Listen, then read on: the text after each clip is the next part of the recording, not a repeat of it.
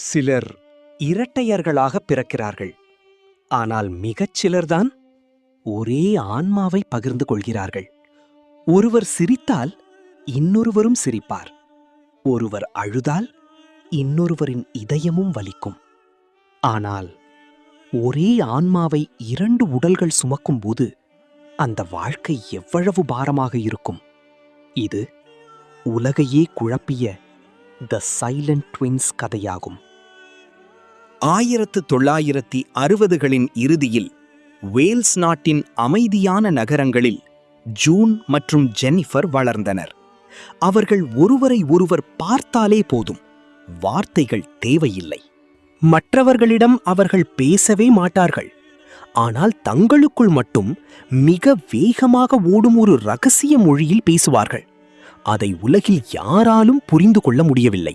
அவர்கள் நடப்பதும் ஒன்றாக, சாப்பிடுவதும் ஒன்றாக, ஒரே நேரத்தில் தலை திருப்புவார்கள். கண்ணாடியில் தெரியும் பிரதிபலிப்பைப் போல. வெளி உலகுடன் பேசாத அவர்கள் தங்கள் கற்பனை உலகத்தில் 100கணக்கான பக்கங்கள் எழுதினர். கதைகள், நாவல்கள், டைரிகள். அவற்றில் இருள் இருந்தது, ஆனால் உணர்ச்சியும் இருந்தது. தனிமை மெதுவாக கோபமாக மாறியது. அவர்களின் செயல்கள் உலகத்தின் கவனத்தை ஈர்த்தன. அவர்கள் மென்டலி டிஸ்டர்ப் ஆன மாதிரி இருந்ததால பிராட்மோர் ஹாஸ்பிட்டலுக்கு அனுப்பப்பட்டனர். 11 ஆண்டுகள். ஒருவர் பேசாமல் இருந்தால் மற்றவரும் பேச மாட்டார்.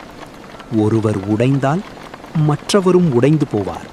ஜெனிஃபர் தனது டைரியில் ஒரு வரி எழுதியிருந்தாள்.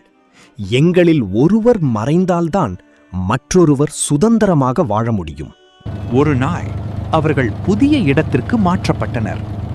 பயணத்தின் போது ஜெனிஃபர் திடீரென மயங்கினாள். அவளது இதயம் நின்றுவிட்டது. தெளிவான காரணம் எதுவும் கண்டுபிடிக்கப்படவில்லை இன்று வரை.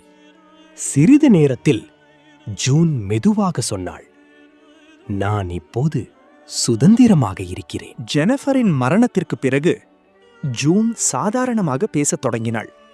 அவள் இன்று அமைதியான வாழ்க்கை வாழ்கிறாள்.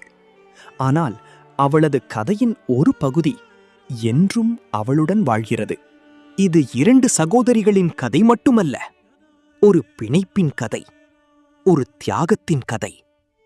சில நேரங்களில் நாம் மிகவும் நேசிப்பவர்கள்தான் நமக்கு சுதந்திரத்தை வழங்குகிறார்கள். ஜெனிஃபர் உண்மையில் தியாகம் செய்தானா? உங்கள் கருத்தை கமெண்டில் பகிருங்கள். Like, share, subscribe to K-Zone.